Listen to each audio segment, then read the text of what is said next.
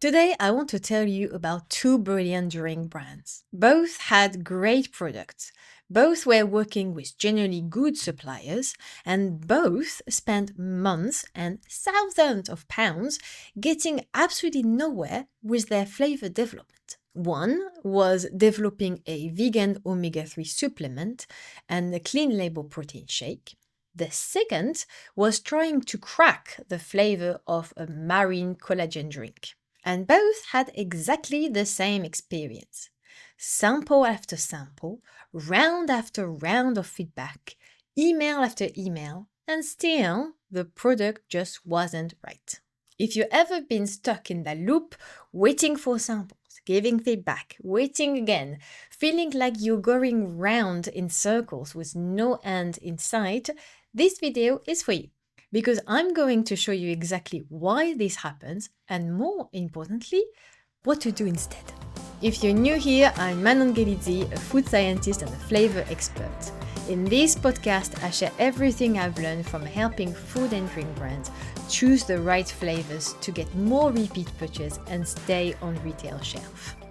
Before I set up Ep19, I actually spent years inside the Flavour House, understanding how they operate, what they need from brands, and where things tend to go wrong.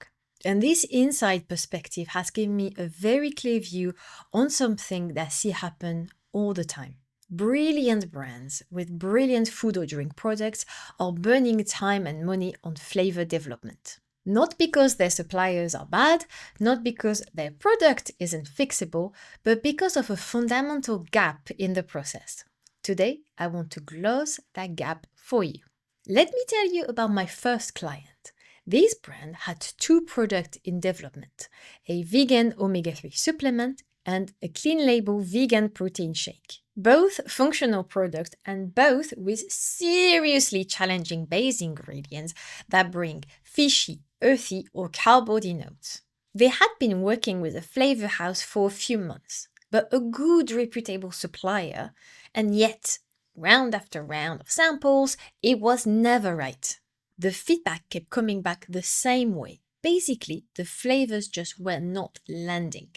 Nothing felt like the right decision. And here what makes this story particularly interesting. It was actually the flavor house themselves who reached out to me. They recommended me to their clients because they could see that the problem wasn't the samples.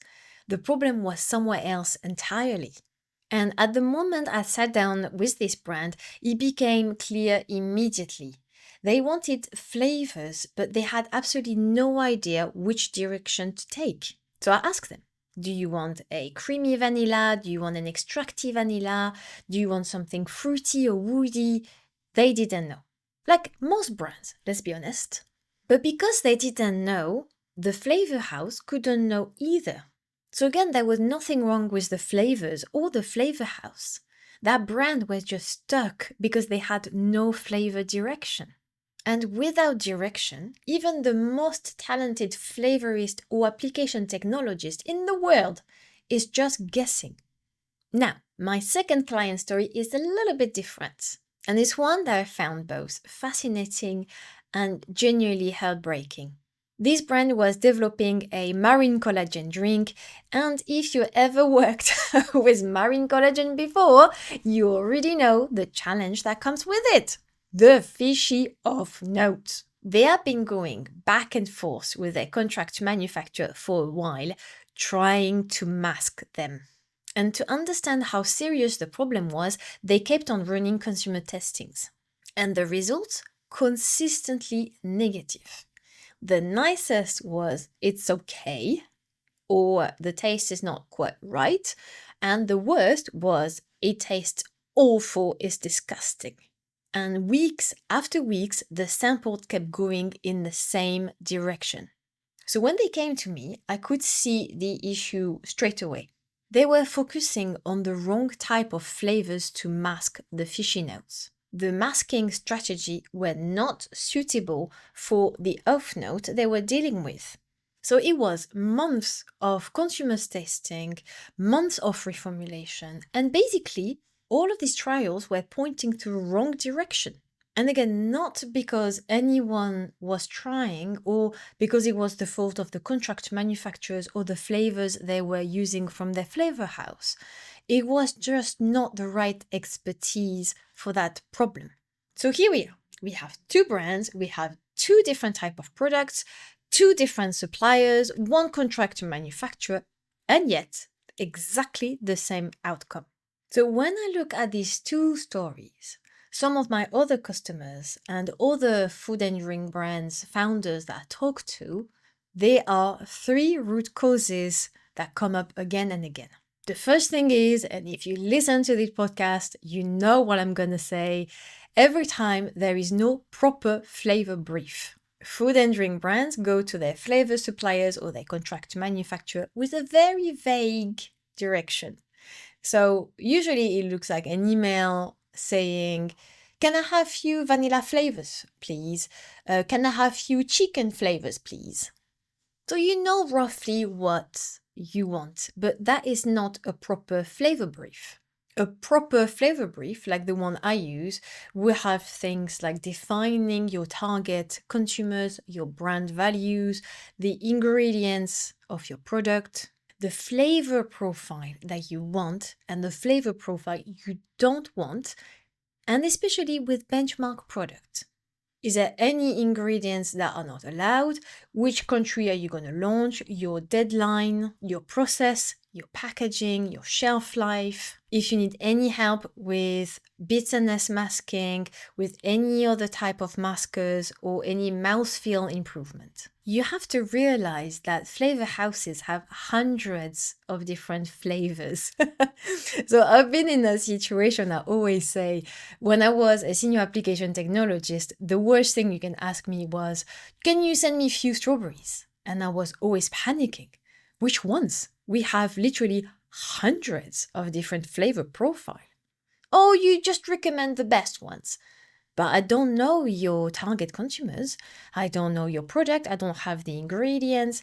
How am I supposed to do that? So most of the flavorists or application technologists will just basically guess. The second thing I see is when brands are working with the wrong partner for the job. Flavor houses are amazing of what they do, but the problem is they don't have time to spend hundreds of trials to find the perfect solution for you. If you are a small or medium customer, they will take things on shelf. It's only if you're a big customer that the flavorist will create a flavor specifically for you. But even that, they have limited in the time they can spend on each project. A contract manufacturer, again, they are incredible at what they do, but they may not have the flavor expertise, the flavor language to select exactly the right solution for your product. And I can say that because I am a food scientist, and without having been trained in a flavor house, without that experience where I learned about flavor language, about the different flavor profile, about certain flavor molecules. As a food scientist, I would have never been able to have these skills. So not every food scientist will have the flavor expertise to select the right flavor that mask certain off note, or have enough time to spend a lot of trials specifically to fix your product. And the third root cause is there is no structured tasting process. And you're going to say, whoa, we have an NPD team, man, we know what we're doing. We do our tasting properly. I believe you. But when your samples arrive, how do you actually evaluate them? For most food and drink brands, I witnessed myself, it looked like this. A few people gather around the table, they taste everything, and most of the comments are, I quite like this one, or I don't like this, or it doesn't taste like a strawberry. Does it ring a bell? And even when I was working at my VTs, it was exactly like that. I swear I had in tastings comments like, oh, it tastes like a blackcurrant. But none that I've really actually tasted a real blackcurrant before. So don't feel bad about not getting your tasting evaluation right. But these type of tastings are more based on personal preferences, a lack of accurate vocabulary, a lack of accurate description of what actually the product tastes like, what is the flavor profile. So without the help of a professional, you can't give to your suppliers or your contract manufacturer useful, unbiased, and actually actionable feedback. Without this very descriptive type of feedback, which are very helpful for the suppliers and the contract manufacturer, without this direction, the loop never closes.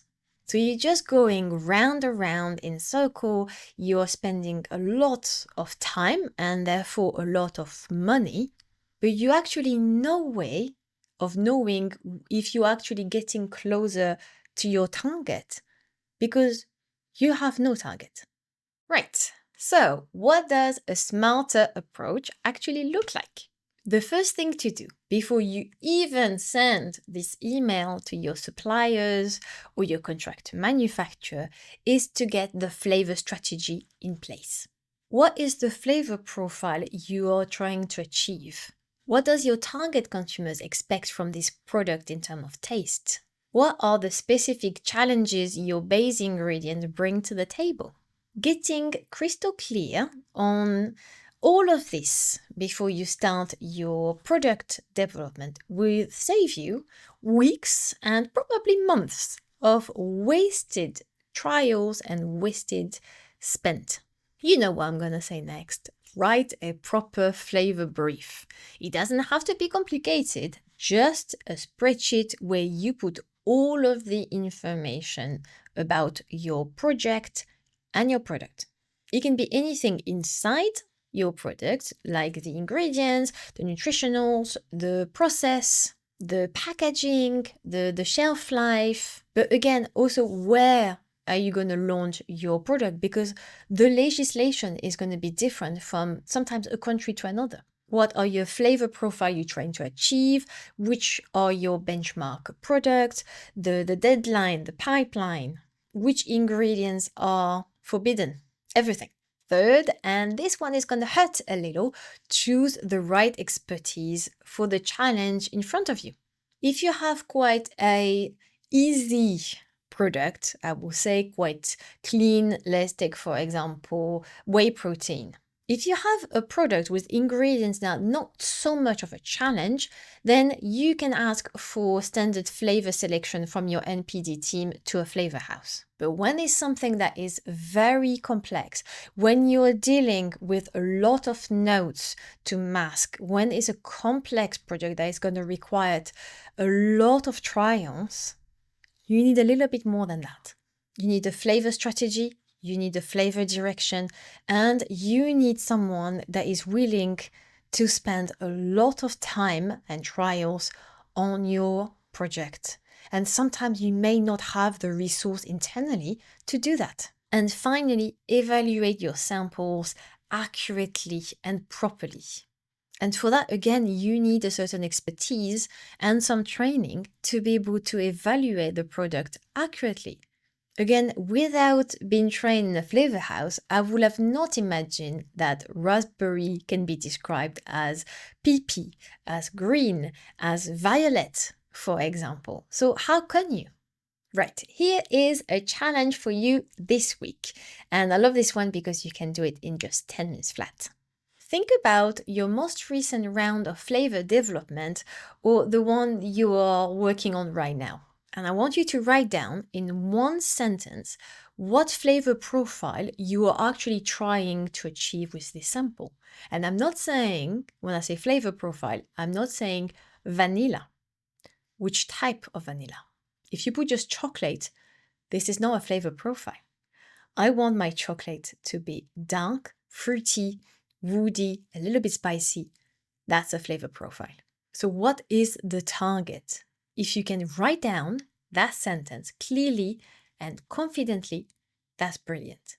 So if you have that level of detail, you can go to your flavor house Any other suppliers, I always take flavors as an example, but you know that it can be other type of ingredients that bring the flavors to your product, like fruit juice concentrates or puree or little fruit pieces or vegetable pieces, whatever it is.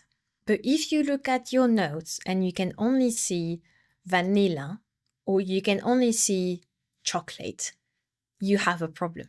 But now you know exactly where to start to get better. So if you have found the flavor profile that is your target and your direction, put it in the comment below.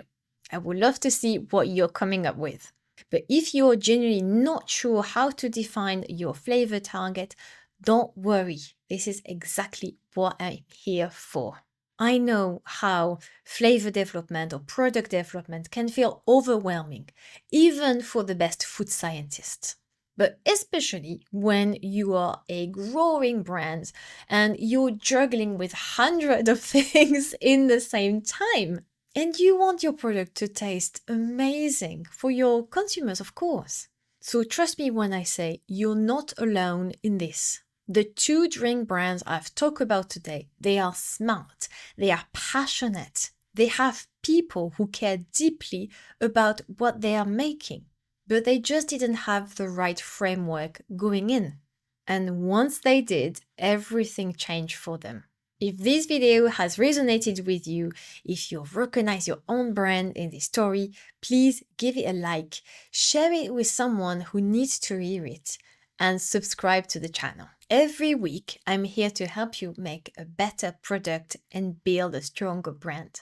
And if you're ready to get a clear expert diagnosis on exactly what is holding your flavor back, I would love to invite you to book a flavor MOT with me. It is the fastest way to understand what is going wrong and get a concrete plan to fix it. The link is in the description. And I will see you in the next episode.